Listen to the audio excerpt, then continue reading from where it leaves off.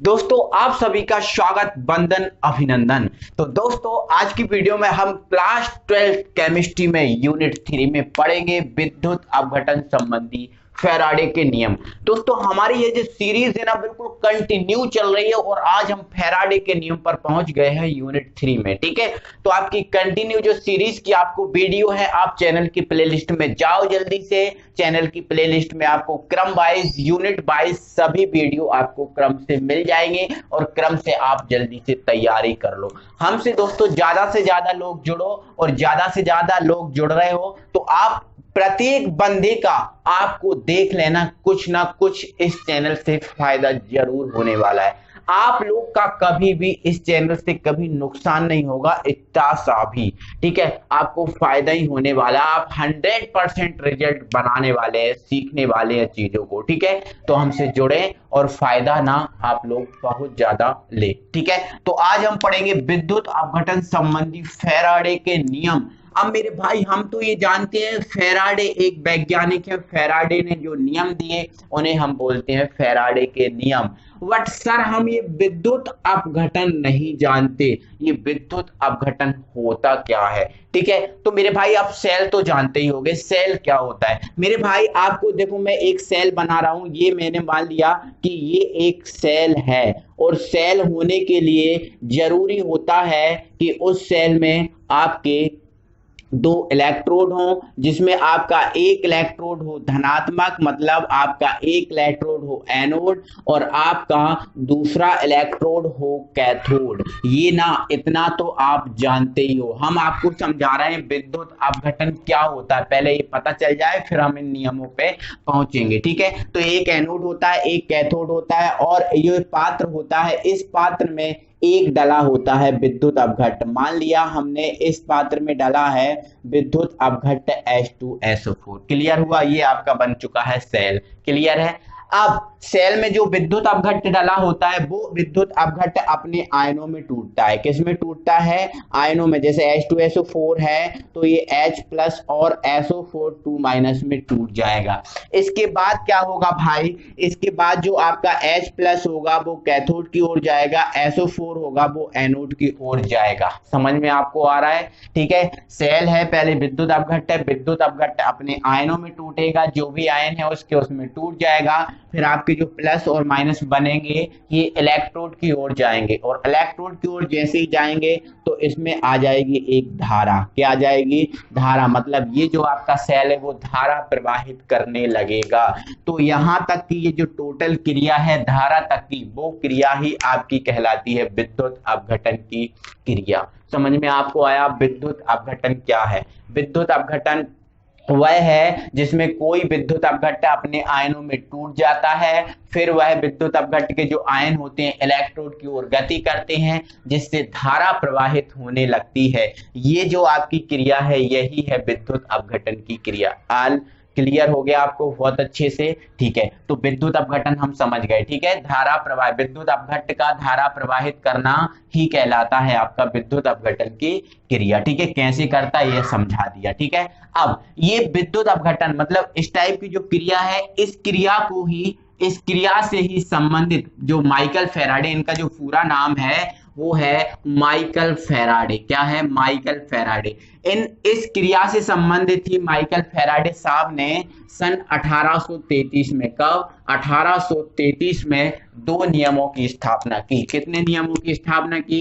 इनसे संबंधित दो नियमों की स्थापना की। इन्हें हम बोलते हैं फैराडे के नियम। इन दो नियमों में इनका पहला नाम, पहले नियम का इन्होंने नाम दिया प्रथम नियम। कौन सा नियम? प्रथम नियम। और आपका जो दूसरा नियम था उनका नाम इन्होंने दिया द्वितीय नियम। कौन सा नियम? द्वितीय नियम। ये दो नियमों की महोदय ने स्थापना की सन 1833 में।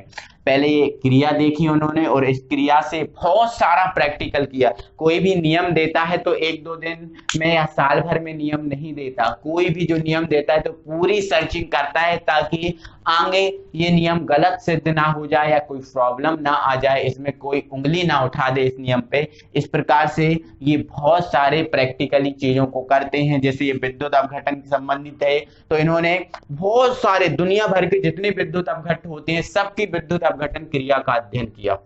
ठीक है, फिर जाके इन्होंने ये नियम दिए। तो इन्होंने दो नियम दिए, प्रथम और आपका ये द्वितीय नियम दिया। ठीक है, अब ये प्रथम नियम क्या होता है, प्रथम नियम हम समझ लेते हैं। ठीक है, प्रथम नियम सबसे पहले समझेंगे हम। प्रथम नियम कब दिए इन्होंने अपने नियम? 1833 में दिए। ठीक है, तो ध्यान रखना आपको, माइकल फैराडे ने विद्युत अपघटन संबंधी 1833 में दो नियमों की स्थापना की। इन्हें ही हम बोलते हैं विद्युत अपघटन संबंधी फैराडे के नियम। तो हम समझेंगे सबसे पहले प्रथम नियम। क्या? प्रथम नियम। ठीक है, प्रथम नियम। ठीक है, अब प्रथम नियम में क्या कहा इन्होंने, क्या समझाता है हमें, क्या सिखाता है ये नियम, वो सीखेंगे। ठीक है, तो चलो पहले हम सेल बना लेते हैं। ये हमारा बन गया सेल। ठीक है, इसमें ये दो इलेक्ट्रोड डूबे हैं। ठीक है, दो इलेक्ट्रोड, ये हमने दो इलेक्ट्रोड डुबा दिए। ठीक है, अब हमने मान लिया इसमें ये कोई विद्युत अपघट्ट डाला है। अब हम ये मान ले रहे हैं NaCl डाला है। ठीक है, क्या डाला है? NaCl इसमें विद्युत अपघट्ट डाला है। ठीक है, तो सिंपल सी बात है कि जो आपका विद्युत अपघट्ट डला है वो अपने आयनों में टूटेगा।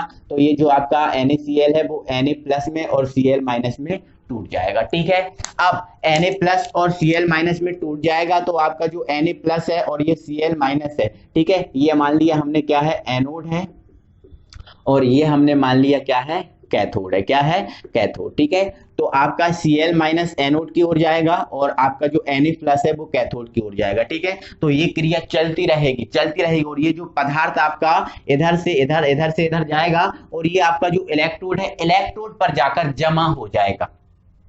ये इधर जाएगा Cl, तो यहां जमा हो जाएगा, Na इधर जाएगा तो इस इलेक्ट्रोड पर जमा होगा। तो ये जो पदार्थ है ना, इसमें जमा हो जाएगा।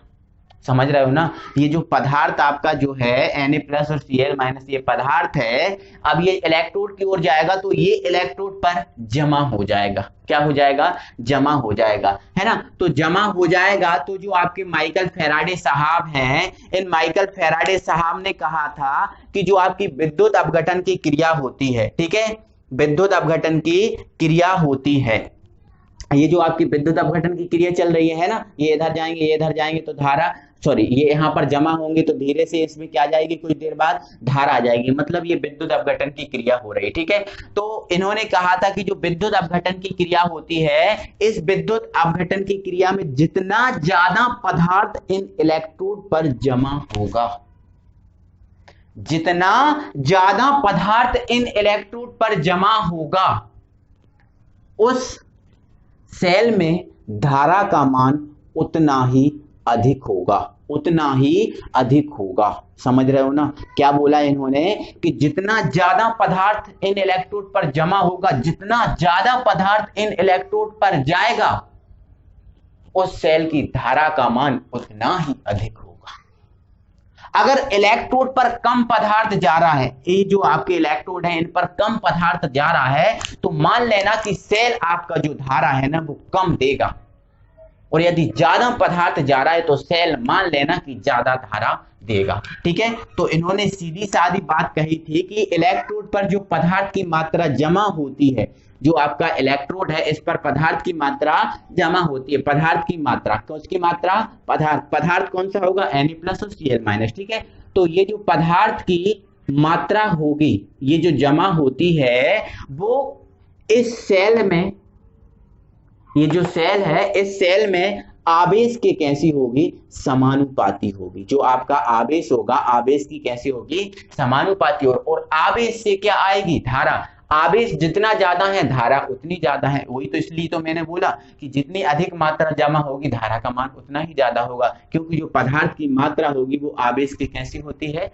समानुपाती। क्लियर है। तो इन्होंने पहले नियम में क्या कहा कि विद्युत अपघटन की क्रिया में, कौन सी क्रिया में, विद्युत अपघटन की क्रिया में किसी भी इलेक्ट्रोड पर, ये हो या फिर ये हो, किसी एक का एक से परिभाषा दे दो। ठीक है, तो विद्युत अपघटन की क्रिया में किसी भी इलेक्ट्रोड पर जमा हुई पदार्थ की मात्रा, पदार्थ की मात्रा उस सेल में प्रवाहित आवेश की कैसी होती है, ठीक है, समानुपाती होती है। ठीक है, पदार्थ किसी भी इलेक्ट्रोड पर जमा हुई या मुक्त हुई पदार्थ की मात्रा उस में प्रवाहित आवेश की कैसी होगी, समानुपाती होगी। कैसी होगी, समानुपाती होगी। क्लियर हुआ। ठीक है, आगे आगे समझ लो, आगे समझा रहा हूं। ठीक है, अब आगे यदि मान लेते हैं हम, यदि यदि पदार्थ की मात्रा, की मात्रा पदार्थ की मात्रा स्मॉल एम है। अब हमने इसको पदार्थ की जो मात्रा थी उसको हमने क्या मान लिया, स्मॉल एम मान लिया। ठीक है,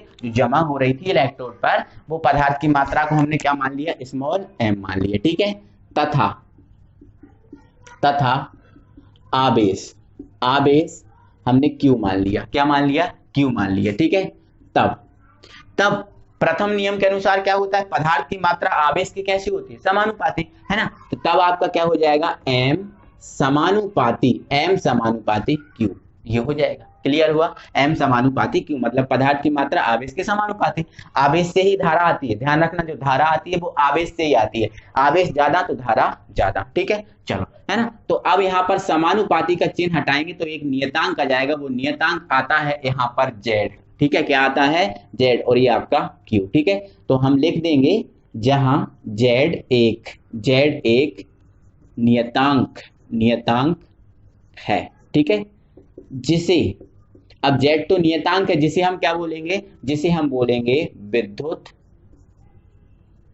रासायनिक विद्युत रासायनिक तुल्यांक, विद्युत रासायनिक तुल्यांक कहते हैं। ठीक है, तो आपका जो जेड है वो एक नियतांक है जिसे हम क्या बोलते हैं, विद्युत रासायनिक तुल्यांक। अब ये विद्युत रासायनिक तुल्यांक क्या है सर, ये कौन सी चीज आ गई, टेंशन मत लो भाई, ये भी बता रहा हूं ये क्या है। ठीक है, विद्युत रासायनिक तुल्यांक है, और जो आपका जेड होता है विद्युत रासायनिक तुल्यांक, इसकी वैल्यू होती है 96,500 कूलाम। 96,500 कूलाम इस जेड की वैल्यू होती है। क्लियर हुआ, चलो, है ना। अब आपको जो विद्युत रासायनिक तुल्यांक है इसका पता करना है, इसकी परिभाषा आपको नहीं है पता, इसे पता करना है तो टेंशन मत लो, मैं इसको आपको बता रहा हूं। ठीक है, तो देखो, आपको देखो, ये आप समीकरण नंबर इसको 1 करो, मैं इस जेड की परिभाषा आपको निकाल के आपके सामने डाल दे रहा हूं। ठीक है, चलो इधर देखो, आपको देखो, आपको पता है जो Q होता है, Q आवेश होता है, वो क्या होता है, वो I इंटू टी होता है, मतलब धारा इंटू समय।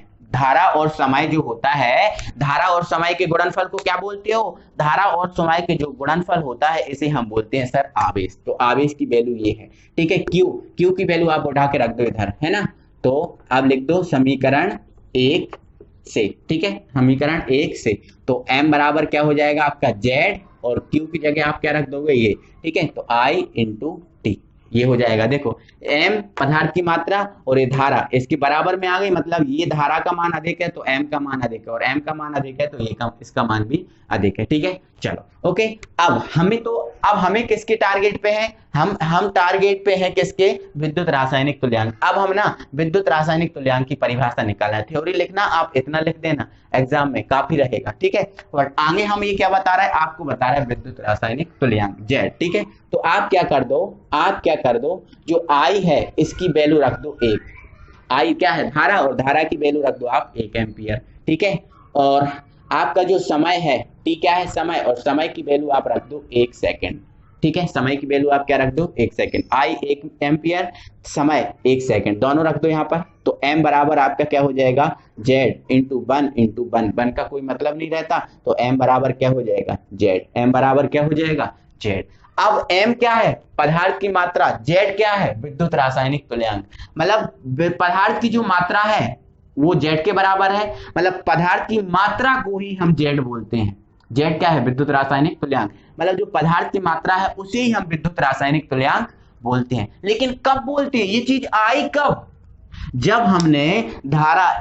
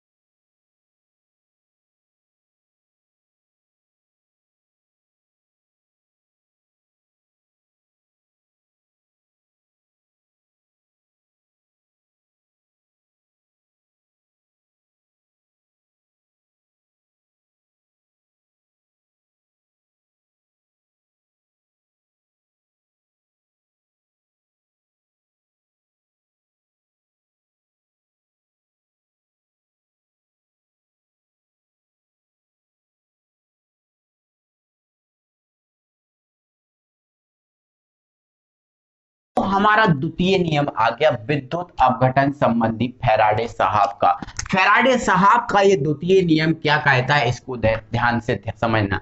तो फैराडे साहब का जो द्वितीय नियम है वो कहता है कि यदि आपको अलग अलग प्रकार के विद्युत अपघट्य दे दिए जाएं, ठीक है, ये आपके अलग अलग प्रकार के विद्युत अपघट्य हैं, ये आपका H2SO4 है, ये आपका NaOH है और ये आपका NaCl, अलग अलग प्रकार के विद्युत अपघट्य विलयन ले लिए मैंने, ठीक है। और मैं क्या कर रहा हूं, इन अलग अलग प्रकार के विद्युत अपघट्य विलयनों में मैं क्या कर रहा हूं, समान धारा प्रवाहित कर रहा हूं। कितनी धारा, समान धारा। अब समान धारा में मैंने ले लिया, इसमें 5 एम्पियर की धारा, इसमें भी 5 एम्पियर की धारा, ठीक है, और इसमें भी क्या 5 एम्पियर की धारा, समान धारा, ठीक है।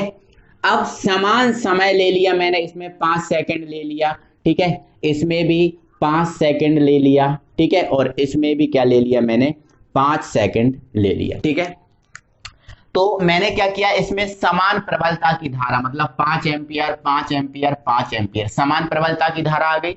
और समान प्रबलता की धारा को मैं समान समय तक, मतलब 5 सेकंड सब में समान समय तक 5 एम्पियर की धारा 5 सेकंड तक मैं प्रवाहित कर रहा हूं। मतलब मैंने अलग अलग प्रकार के जो विद्युत अपघट्य विलयन लिए थे मैंने, इनमें मैंने समान प्रबलता की धारा को समान समय तक प्रवाहित किया। तो ऐसा फैराडे साहब ने भी अध्ययन किया और इस अध्ययन करने से उन्हें एक बात का पता चला कि अगर भिन्न भिन्न प्रकार के अलग अलग प्रकार के विद्युत अपघट्य विलयनों में समान प्रबलता की धारा, क्या समान प्रबलता की धारा समान समय तक प्रवाहित की जाती है यदि, तो क्या होता है, जो प्रत्येक इलेक्ट्रोड होता है, प्रत्येक, इसका प्रतीक कोई सा भी हो सकता है, प्रत्येक इलेक्ट्रोड पर जो जमा हुई पदार्थ की मात्रा होती है, प्रत्येक इलेक्ट्रोड पर जो जमा हुई पदार्थ की मात्रा होती है वो तुल्यांक की भार के समानुपाती होती है। किसके समानुपाती होती है, तुल्यांक की भार के समानुपाती होती है। मतलब जो पदार्थ की मात्रा होती है, पदार्थ की मात्रा जो होती है वो तुल्यांक की भार के समानुपाती होती है। किसके समानुपाती, तुल्यांक की भार। अब ये तुल्यांक की भार नहीं है पता सर तुल्यांक की भार नहीं है पता तो टेंशन ले लें क्या, नहीं, तुल्यांक की भार क्या होता है बता दे रहा हूं।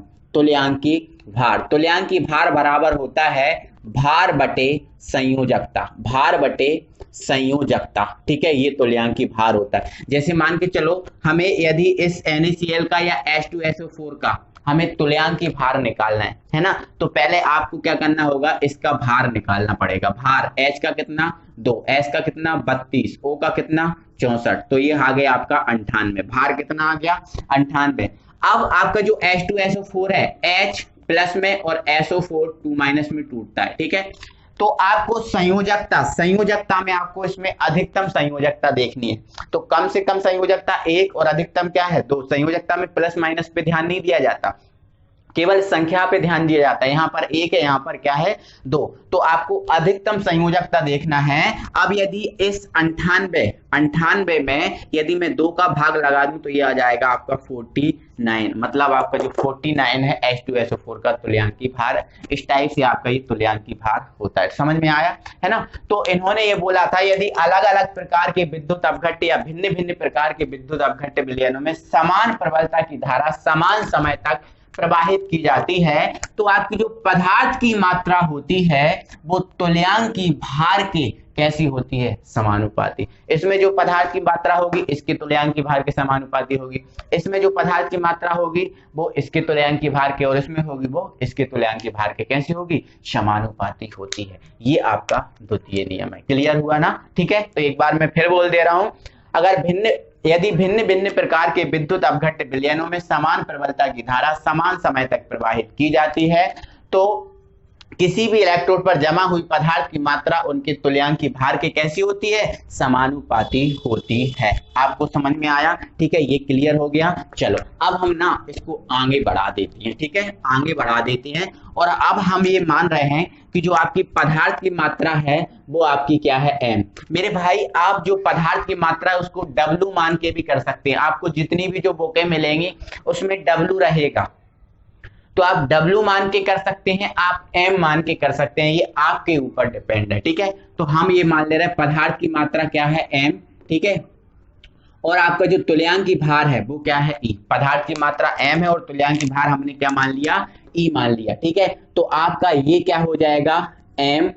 समानुपाती E, क्योंकि पदार्थ की मात्रा तुल्यांकी भार के समानुपाती हो जाएगी। तो आप मान लेना ये पदार्थ की मात्रा और E तुल्यांकी भार तब हो जाएगा आपका, तब M समानुपाती हो जाएगा E। ठीक है, चलो अब आप क्या करो, जो समानुपाती है, समानुपाती का चिन्ह हटाओगे तो एक नियतांक आएगा, लेकिन यहाँ पर आपको जो Z नियतांक नहीं आएगा। आप कोई सा भी नियतांक ले लो। ठीक है, हमने ले लिया K। ठीक है, और ये आपका हो गया E, और K आपका क्या है, स्थिरांक। ठीक है, E को अब K की वैल्यू निकालें तो E को बटे में भेजना पड़ेगा, तो ये हो जाएगा M अपॉन E, है ना। और यदि आप M की जगह W ले रहे हो तो आपका ये हो जाएगा W अपॉन E। ठीक है, बट हमने M लिया तो ये हो जाएगा M अपॉन E बराबर आपका क्या हो जाएगा K, और K है आपका स्थिरांक। K आपका क्या है, स्थिरांक है। ठीक है, तो ये आपका हो गया स्थिरांक, तो K बराबर M अपॉन E।